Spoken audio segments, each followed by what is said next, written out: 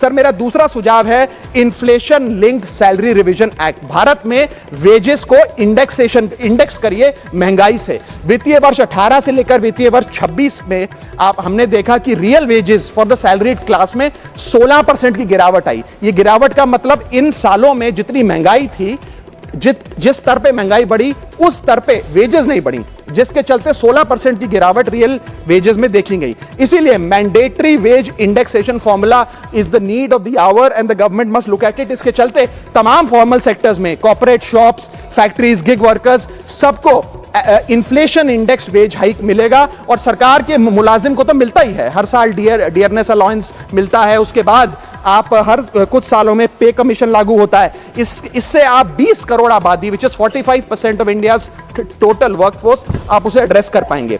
Sir इसी के साथ साथ मैं बताना चाहता हूं कि दुनिया के कई देशों में यह पहले से ही लागू है। यूएस के अंदर COLA, cost of living adjustment system लागू है, जिसके अंदर एनुअल और ऑटोमेटिक रिवीजन होता है।